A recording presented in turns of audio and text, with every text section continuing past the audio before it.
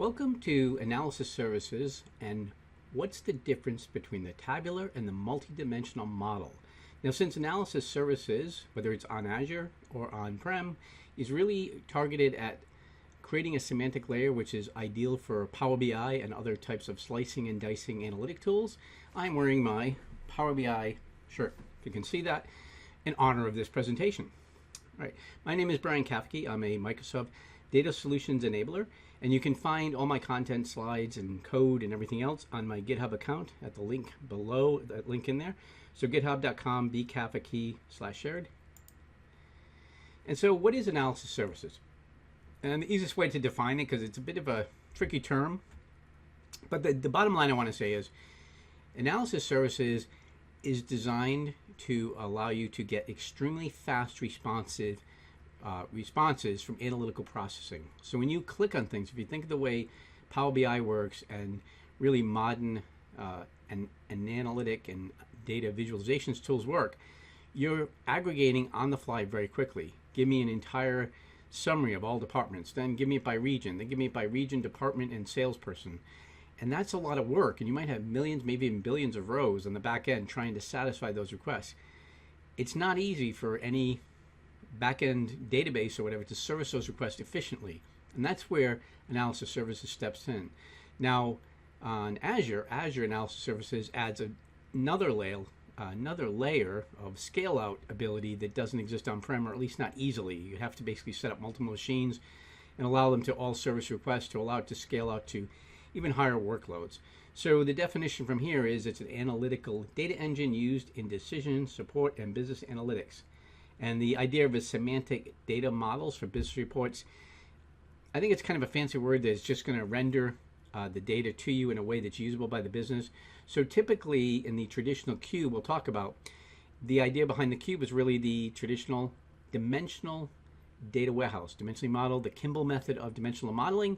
And I have a video on that, so if you're not sure what that is and how it works, and if you're a relational database person and you haven't looked at this before, I highly recommend you take a look at that video, because I talk a lot about the difference, and it is different. It took me a long time to get my head around the opposite, really, a very different way of looking at data from a reporting and data warehouse standpoint versus a OLTP, transactional relational standpoint. They're really very different goals in mind. One is transactional is very like get in, get out fast. You want to update your rows, insert it quickly, and get out.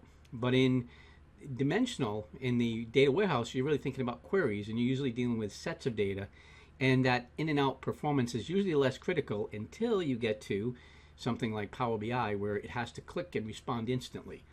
And that's really where this is going. So Power BI, but also Excel, SSRS, etc., and even Tableau can support these analytical semantic layers. So this Power BI incorporates a local version of analysis services. So think of it kind of like Analysis Services Express or Lite. Within Power BI, both on the client desktop you can get for free, or if you're using Power BI Premium or something else, or just the service, you're going to get Analysis Services sort of as a little container in there that does things. But the problem is when you get to really large enterprise grade types of models, things that get beyond say terabyte, I think it's in the gigabytes range of what you can actually support. When you get really large, you need to scale out, and that's where you want to start looking at analysis services. And we'll talk a little bit more about that. But my main goal here is to just distinguish the differences, and I anticipate some additional videos upcoming on analysis services because I'm very excited about it. I think it's a really awesome way for enterprise customers to scale up and out and really get high levels of performance, something that really is needed independent of the visualization tool you're using. So whether you're using Power BI, which I highly recommend you do, even with Tableau or some other tool, you can still get the benefits of this increased performance, scalability, and data governance that you get out of the analysis services. So why do we need analysis services? Self-service BI reporting means the need for speed. I mentioned that. It's a very different world. In the old days, when I go way back, you had sort of reports that may get mailed to people overnight through SSRS, so maybe they have email subscription and reports go to people. Or maybe they go online, they run it, they go get a cup of coffee, come back. But it was much more, less visual reporting, less dynamic, and definitely less interactive, and the end user did not create their own reports. But this is a different world, and Power BI and tools like it are handing back the ability to interact with the data to the business. And that's a very different thing. However, you've got to put some kind of controls on it, at least to get some high performance, because if users go out and pull 10 billion rows in and they're trying to do this interactively against a relational database, they could be waiting a while. And that very quick click and drag and immediate responses is difficult to satisfy unless you have something there to optimize that. And that's what analysis services is about. So the first solution in analysis services, which goes back to, I want to say 2005 and 2008 was kind of an enhancement to it, is OLAP, Online Analytical Processing, which is still called that, but the multidimensional. The multidimensional model is essentially taking what you would traditionally call in the data warehousing, the Kimble method, the dimensional modeling method. It basically sets up aggregations on all these different metrics, on all these different, not same metrics, dimension values, and then does aggregations. And I'll talk about what's going on with the multidimensional model in a minute. But after that, and this is very recent really, only within the last 4 or 5 years, came the tabular model. Now the biggest difference between the OLAP multidimensional model is it's all written to disk. So it's always reading and writing from disk. But the tabular model is not. The tabular model is meant to be highly compressed, so it can fit a lot in a small space, and it runs in memory. So when you're running on Power BI desktop, the data comes in and it's ingested, and it represents the data in a tabular model internally, and it's all in memory. And it can slice and dice really quickly because memory's fast, and it can do all the aggregations and everything it needs, and it uses a relatively new technique for storing it, which is called column store. So it's storing the data by column as opposed to rows, and that increases the performance significantly.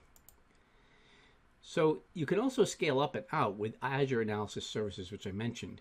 You can set up multiple machines that will service requests, and not only do you get the benefit of not having the Power BI Premium or service trying to do all the work, you're pushing it out now to a separate service, so that's a separate set of machines, whatever that's doing it, but you can set up multiple machines and do a scale out. So you can set up to, say in the Eastern or Western US, you can set up to 7 additional what they call query replicas, and query replicas hit basically a load balancer.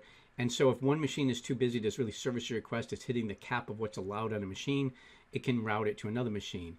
And you can set that up and control it yourself, so that if you have certain models that are critical and you want to make sure that they're being met and people aren't waiting, then you can route them this way and scale up and get a really high level of performance. So combining the analysis services, which is already offloading a lot of work from Power BI, you also get this benefit. So it's a really great combination. So which should you choose? That's what we're going to talk about in this a little bit later.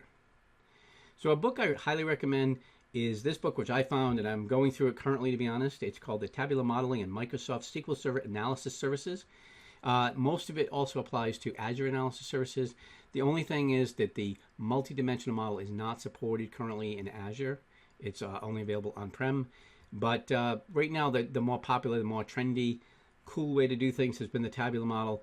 But there are certain use cases where the multidimensional still makes sense, and it does have its place, so it comes down to what your requirements are. There's a link below, so you can get the slides for this on GitHub, and then you can follow these links and get all kinds of good extra information. But I like this book a lot. It's very well covered. The thing I went back, this go back in my Wayback Machine, when I started in business intelligence, this is the book I got, and this was based on the multidimensional model, and it's very much into,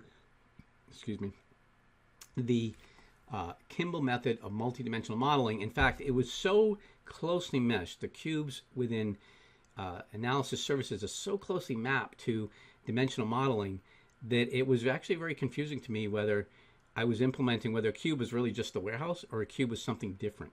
I can tell you now that a cube is not the same thing as a data warehouse. You can build many different cubes off of a single data warehouse. You can build many different cubes off of a data mart, which is just a subset of a data warehouse. So what cubes really are essentially is just extractions of data that can be used for querying. And in this case, very quick analytical and visualizations of data. So they're consumers of data just like reports, but they support many different ways of looking at data. So this book is very good. Thanks to Lynn Langett for writing that book. I went through it. I have it right here. I actually have this book still. And you can see it's pretty mocked up. I went through it. It is a Bible. It is a tome. of a book.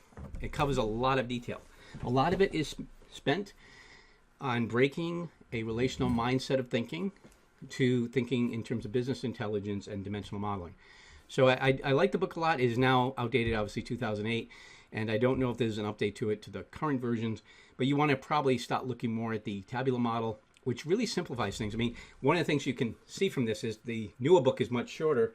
This book is over 700 pages. So one takeaway from this is doing cubes in analysis services is a lot more complicated. It's a lot more work. It's a lot more fragile as well. So I don't know if other people tell you that, but from experience, I can tell you that it was not easy building cubes, but it was pretty cool, and they are very powerful. And currently, analysis services with the cubes do have certain functionality that is still not available in the tabular model. And so if you really need that, there could be reasons to still use it. So it is the takeaway here is doing business intelligence and this way of thinking with cubes is not intuitive to you as a SQL developer. If you're a DBA, it's really hard to get your head around, and I empathize with that. So it takes a while to look at it. The star schema at first glance looks kind of like a highly relational model. It is not. The key thing to understand in the dimensional model is any descriptive data, anything that is not something you would summarize like a sales amount, is called a dimension or dimension value. So dimension tables would be created onto the side, and you would have things like store number, store name, maybe region that goes with, etc. And those would be the dimension values. So anything you would typically filter on or sort or aggregate on, those slice and dice type things, those are dimension values, and dimension values are separated out into dimension groupings. And then your fact or measures are the metrics. And so the metrics at the middle of all of this, that's a star schema. So if you think of a star schema, at the center of a star schema is simply a fact and measures, and everything else is pointed out one layer deep. Okay, so directly off the fact table will be a direct mapping, a foreign table, which is your dimension table. And you should not be layering dimension tables. So you don't go to product and then subproduct and then subproduct. That's when it's called snowflaking, and it's considered a very questionable practice. There are some edge cases where you need to do that, but it's generally something highly discouraged. You want to stick with that star schema. So in a nutshell, if you're not used to this, the star schema is a fact table, just measures, amount, sales amount, etc. And then direct pointers to dimension values like department and salesperson, etc. All right, hopefully that makes sense, but again, you can always look at my other video. So to understand the cube versus the tabular model, I want to reference way back. Going back in my Wayback Machine, when I first started working in IT, I started out actually in development and working on things even back then would have been the closest thing to business intelligence. And one of the things that I saw was general ledgers. So hopefully I can explain this from a business concept, because this is actually the first place I saw the concept of a cube used, although it was done in a much simpler way. So the concept was, in a general ledger, when you can imagine you work in a company, right? And you say, I want to buy something like a book. So imagine that first line in this little grid here. And I'm in the US and Microsoft, and I buy a book, like the book I showed you, and I bill Microsoft for that because I'm working for them and they're going to pay for it. So it goes through, and it goes through, the country is flagged as US, the department sales, the item type is education, and the cost center is 4,000, which means that's the area that has to actually pay for this or get a charge against them. And it was $55. Now this is very typical. Accounting actually works like this. Any charges going through, it's money in a company. As we know, money is really important in a company. So the general ledger tracks these charges in a journal. That's what the general ledger is. It's the journal that tracks it all. And they have all these little pieces of information, these little dimension values that go with it. And at the end, it's the cost. So how much did I spend? Well, it was this region. It could be this country. It could be this department. It could be this cost center, this profit center, this revenue center. So lots of different possible pieces. So this would be an example, a very simple one. And in this case, you can see there's also other charges there, like there's a Canadian charge, Canada, sales, some type of service. Cost center is $5,500. That was $2,000. And England has pieces. So you can see all these different things. Now, one of the things that's interesting is we need to summarize very frequently. Even back then, there was a constant need, general ledger, to summarize by country. And so we'd have a query like select sum amount, group by country. We also need to summarize by country and department. So we have another query, select sum amount, group by country and department, and item type, and so on.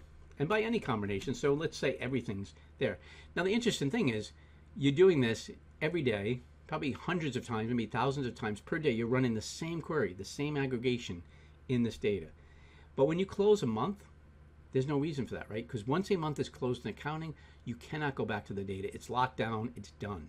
Years are the same way. If you last year's data, once you close the year, it's done. So you have all these periods, and they're very, very isolated. And that's really good from a reporting standpoint, because it means that essentially, why do I have to keep running these queries always live? I might have to do that if it's in the current month because it's not locked down yet, but anything else, I have to question that. So a little moment back in the day, and so it said, once the data is closed, it doesn't change. And it's limited, although there may be, many pieces of information. Typically in accounting, there might be, 12 to 20 columns that you're interested in. It's called the accounting key segment, so there's different pieces. But that's it. So even though it is a lot, it's still limited, right?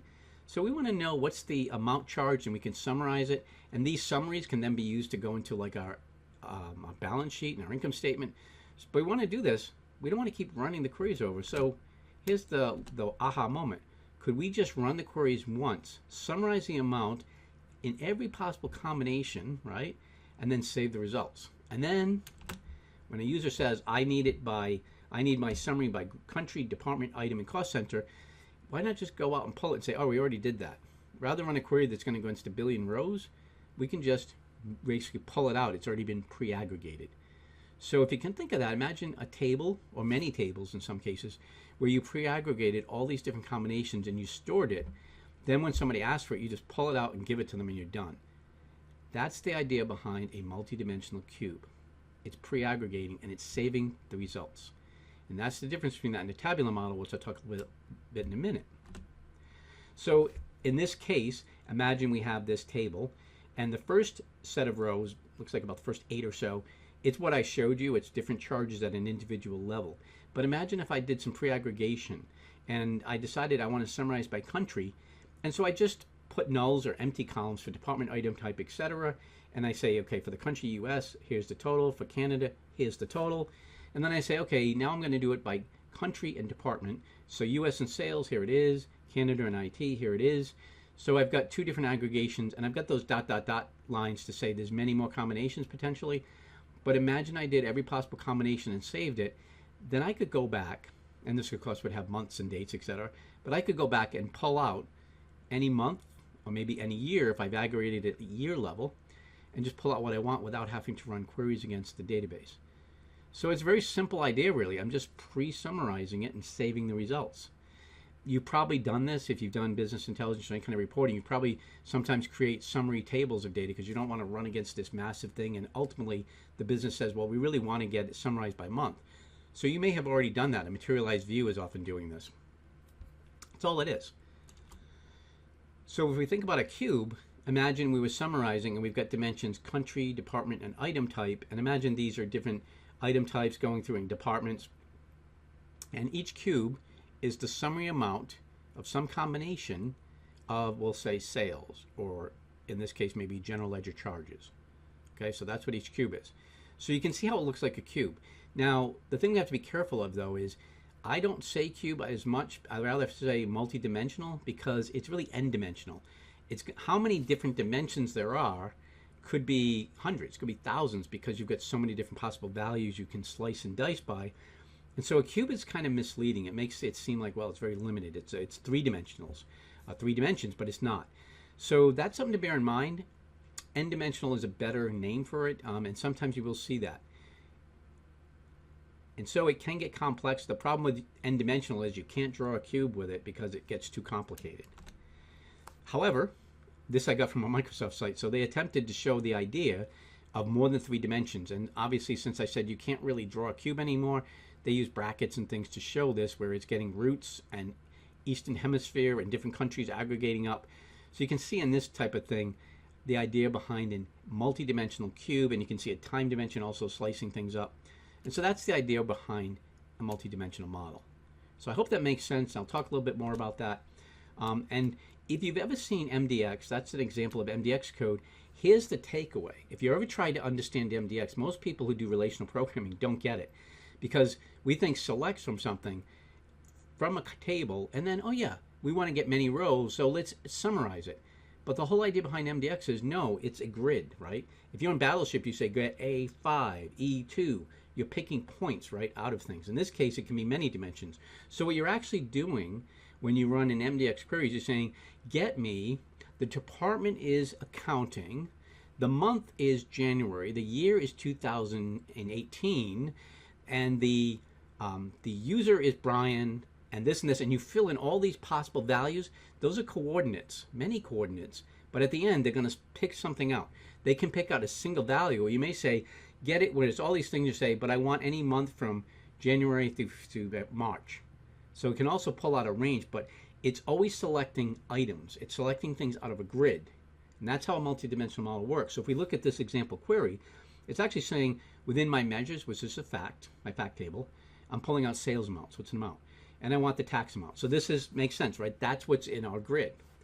And if we look at that, we say, okay, now it's hard. This part's a little weird, but it's actually saying where the fiscal year is 2002. So it's saying, okay, I want you to pull out in that grid 2002, and it's also 2003 I want, and it's going to pull those out from AdventureWorks. So that's the name essentially of the cube. Where sales territory, and it doesn't say equals either. It just says Southwest, because the value itself is a point in the cube. So that's the idea. It's actually identifying. In this case, it's identifying kind of a range of values. So it's like a slice of what is in there, and it pulls it out. But think of it as this multi-dimensional thing of cutting in and slicing bits of a cube out and pulling it out and say, okay, I've got this. That's why it's so different from relational. Relational is what's used to get to this usually, but once you've got it, you can't really use select statements in the traditional SQL anymore. And agreed, MDX is confusing, and I don't get too into it either, but conceptually that helps me understand it. And this diagram kind of shows you typically how you would build. Now this diagram is an older one, but I like it. It's colorful and it's kind of easy to read. So as I said, the star schema, if you notice in the middle, is a fact table. Sales from 1998. This goes way back. And you'll notice that the only facts we really have in here, we have a store sales amount, we have a store cost, and we have unit sales. Everything else are ID columns. Those are foreign keys that get us to our dimension tables. It gets into other things, so you have to really watch my other video, but typically those IDs are not IDs that come from the source systems. They're not coming from your purchasing key and things. You generate what they call surrogate keys, which basically the data warehouse owns, because then they can control them and they never change, and you can't break my system, which is what happens in every data warehouse, because everybody likes to break the data warehouse. It's downstream. So it's just one of the pitfalls of working on that side of things. You're always breaking because things change. But this is one place where you can protect yourself by creating your own surrogate keys. So here you can see the fact table is at the hub. That's a star schema, and everything else is directly off of it. There's no splitting. There's no dimension values off of another dimension. If you get that, you're snowflaking, and you're very bad. No, it's probably, there are reasons to do it, but don't do it, because people will think you don't know what you're doing. So let's talk about the multi-dimensional model a little bit more. As I mentioned, it's very closely related to the star schema. So when you're doing dimensional modeling, you really feel that closeness, and you do feel like it's just another representation of your warehouse. It's a lot of processing, because think about all these permutations. I'm going to talk about exceptions where it doesn't necessarily actually do the permutations, but in a type called MOLAP, which is really, I think, the type you would want to typically use, because that's kind of the point of it, to save your time. There's a lot of processing, because it has to go through, and it's actually really cool. When I first did my first cube using Visual Studio, you could actually see it going through and telling you each dimension value and every fact that it was summarizing, and it would show you aggregations, and you're like, wow, that's cool. And it was fast. I don't know how it was able to do it, but it would do it pretty quickly, even for a fairly complex model. But still, that's a lot of work. It's essentially doing select statements against all this data, saving the results in these cubes, and then keeping this massive grid somehow straight as to what it's doing. And it's writing to disk. When it needs to give you the answer, it's reading from disk. So the point to that is, it's got some overhead because of the reading and writing to disk, but because the answers are already stored, it's done the work, it's still fast. And that was the trick, see? By having the aggregations done, it seems like it's really fast. So it's kind of like Scotty in Star Trek. It had the perception of being a miracle worker, and they could always get to warp 5 no matter what happened to the engine. All right, it takes more storage though. So if you were to say, I'm going to do a cube like the old days, because that's cool, you should be aware, not only going to have the processing time typically is probably going to take considerably longer, but you also have to be prepared to store more. Unless you use Rollup, and I'll mention that, but frankly, I don't understand why you would use Rollup, but I guess people do. And it is more mature because it's been around a long time. So a lot of features that people are still saying, I want this, and the tabular model aren't there yet, but I think they're coming. It is more complex to create and maintain. The book I have says it's a perception. I would argue it is a reality. I've done the other type. It's cool. It's very sensitive. Because you're trying to aggregate things and make it all work, it's very sensitive to things like nulls. It needs to know how do you want to handle places where you don't have any values. It's got a lot of places where it can break, and the messages I used to get were not very intuitive when you try to figure out why it doesn't like something. You started to just get a sense of what it didn't like. So it is more complex, and again, more overhead. And the one plus side, though, is it is not limited by computer memory. When you're doing the typical analysis services, or Power BI for that matter, tabular model, everything has to fit in memory. That's one of the requirements. So in this case, you don't have that problem. So that's really good. If you're doing direct query, I think some of that you can get around a little bit, but this is one of the pros of the multidimensional. So if you have, we'll say like a petabyte, we'll go really large, a petabyte of data, and you can actually partition the cube up so that you refresh 1 month of data at a time. And I have seen some really large dimensional models. In this case, the MDX model, the old multidimensional, may be the better choice if you really need to keep all that, because you can't load all that into memory. So this is not available in analysis services yet. I kind of am hoping, so product people, if you hear this, if you see this, I vote for it, because I think it fits, I think it still has a place, and it is still very popular. So in the multi-dimensional model, there are several flavors that you can control, and the first is the Molap, which simply means that it's doing what I described exactly. It's actually storing the aggregation in a multi-dimensional way. Rollup is kind of tricking you. You give it the rules, but it's actually going to run the queries at runtime and do SQL statements. So I don't understand how it gets better performance. You can optimize it, but if you're doing Rollup, you're not going to get that kind of speed. So I'd seriously question that one. At least that's my thought. And then Rollup, which I read in their book, says is not used very often at all. But that's kind of trying to combine the two. And I could kind of see that. If you have things that are rarely used as aggregations, you could, in theory, only use the storage method for the ones that are used a lot. But I tend to go towards Molap. That would be me if I was doing a cube. So the tabular model. The tabular model would store just like what you see there in memory. Nothing, you can model it the way you saw before, so you can point the things. Star schemas work great with the tabular. But the way I see a tabular model is, think of like an Excel spreadsheet with just one worksheet in it. And you say, okay, it's all just there, rows and columns. It has to all fit in memory, right? Got to work with that. That's what it is. So I think of it like an in-memory table or an in-memory view, because you define your model and you're joining tables. So it's a lot like a view in that way. It dynamically sort of loads that into memory. Because it's all in memory, it all has to fit, but it's hyper compressed. So you could fit maybe 10 terabytes into maybe a half a terabyte. If you were using this, maybe less, depending on the type of data and how it works, but it uses Vertipack and it's super compressed. There are no pre-aggregations. It's doing all these summaries and aggregations in real time. It's using a column store index, and it's super fast, so it's able to do this. But again, if you push it off to analysis services, it'll perform even better, because again, this is taking a lot of memory, and you can hit some resource constraints if you're not offloading some of it and you're doing a lot of work. So again, that's where my vote for analysis services comes in. Generally, it's easier to create and maintain. I mean, if you've used Power BI and you've created your models in place, then you know what it takes to create a tabular model. That's pretty much it. Visual Studio makes me feel more techy and powerful because I'm using Visual Studio, but really not much different. The only difference is it has places where you can build your models locally and then deploy them. It has a few other features to create more robust things for analysis services, but really very similar. And now there's a feature in preview in Azure where you can, when you're doing analysis services, you can actually pull in a Power BI project and extract an analysis services model from it, because as I mentioned, it's part of it, and then you can take it and build it from there. You can't keep maintaining it from there. You can't push it back, but you can use it and then build your model and tweak it and do what you want, make it more maybe efficient, and then make that something that Power BI can consume.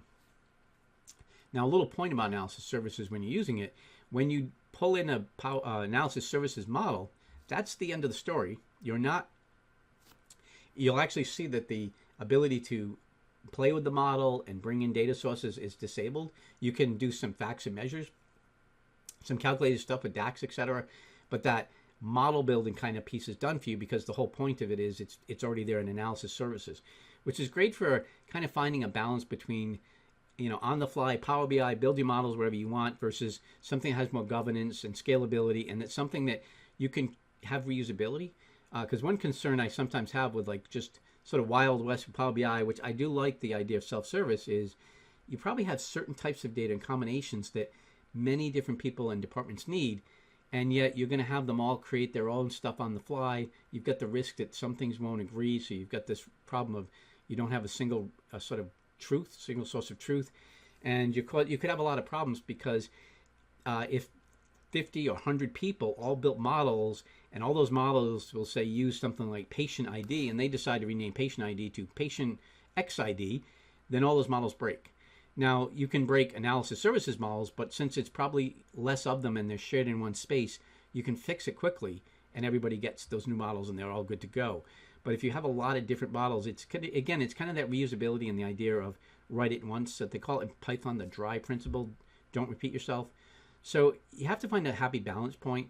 You need self-service BI, let people do things that make sense, but when you get into the large enterprise level things, I think that's the place where you want to look at analysis services. Okay, we talked about that. Power BI is natively using the tabular model, but memory is a limitation. So how fast does it need to be? It has to be as fast as a mouse click. That's it. People are not patient anymore. In the old days, people could wait forever. You'd say, look, go get lunch. It's okay. It'll come back. Your report will be here by tomorrow. Whatever. You could get away with that. You can't do that anymore. People are doing interactive querying. They're getting visualizations. They expect immediate responses. And this is just across the board. Web pages, app developers, they all know this. The tabular model was not possible until recent technology. So that's why. Why did we not do this 20 years ago? Because the available memory, the speed of CPUs, the ability to use column store indexing even. These are new concepts, new technologies, and hardware that just wasn't available before. And let's not forget cloud. Cloud means we can just acquire massive resources on demand and release them when we're done. So, which model should you choose? Well, if your model can fit into available memory, then I would say go with tabular at first, because since it's easier to do, you can always back off and go the other way. If not, you need features only available in the multidimensional model, then go with that. Azure Analysis Services only supports tabular, and Analysis Services significantly helps to scale the tabular model. So again, if you can do tabular, do that. There's not an automated migration from one to the other. So again, if you do one and you decide it's wrong, you're going to have to switch to the other. You'll have to redo it. But since tabular is faster and easier, it's easier to say, oh, I need something in the multidimensional and go that way. So scaling with analysis services, you have much larger models supported if you use Azure Analysis Services. So you can really go like, it's like half a terabyte, which is much bigger than what you can do with the regular Power BI. You can scale out, as I mentioned, with query replicas, and I hope to cover that in another video. And here's the Power BI premium data set limitations. So you can do 400 gigabytes if it's in analysis services, but you can see here, even in premium, it has to be less. You can see the other limitations. And here you can see, if you're S9, you can go all the way up to 400 gigabytes. And you also have scale out query replicas. If you want to scale out and you're on Azure Analysis Services, you can use query replicas. And this diagram is kind of an example. So you can picture users coming in, they enter through this yellow box here. And when they come in, imagine that's the only one available. So the query goes against an analysis services model in Azure, and it goes into that one box. But then when something happens and it can't get to that particular one, in the old days, it would just stop if there was a problem, or if it got overloaded, people would be blocked. But now it can reroute it and say, oh, that one's busy, and put you on another query replica. So this is no different than just setting up multiple machines and then load balancing between them and saying, this one's busy, go here. And it's seamless to the business. You do have to have one box that, or one of these query replicas that's going to process the model. And so at times you may have to turn it off and not have people querying while it's reprocessing the model. So you can go here, and then now you can go to several, so you start load balancing and sending different queries to different places. And again, not only are you able to scale out to multiple machines, but you're able to, these models themselves can be much larger and they perform really quickly. So that's the idea. So wrapping up, we've seen that self-service BI reporting meets the need for speed. You can't avoid that anymore. And the first solution was the cube or the multidimensional model. So I hope I've explained what that is and how it works. And then we see now the tabular model, which is the newer, cooler version of how to do this. But I wouldn't say it's necessarily better. I think in most cases, it will be the better solution to pick, but you have to be the judge and use what makes sense for you. If you're going to be on Azure, you don't have the choice right now of the multidimensional, so you can do that on-premise. However, even on-premise, you have to pick one or the other in a given instance. So if you want to do cubes, you can't do tabular. And if you want to do tabular, you can't do cubes. So it's another restriction there. And we saw how we can scale up and out with Azure Analysis Services and Query Replicas. So which should you choose? Again, I think you have to really think about that yourself and make up your own mind. And with that, I'm going to wrap up. So I hope you've liked this. Please subscribe, like, share with your friends. Hopefully this is helping you, and give me comments. Let me know what you like. And I know I've done a lot of things. I've gone a lot of directions. I hope to do something on PowerShell and automation with analysis services as well. Thank you.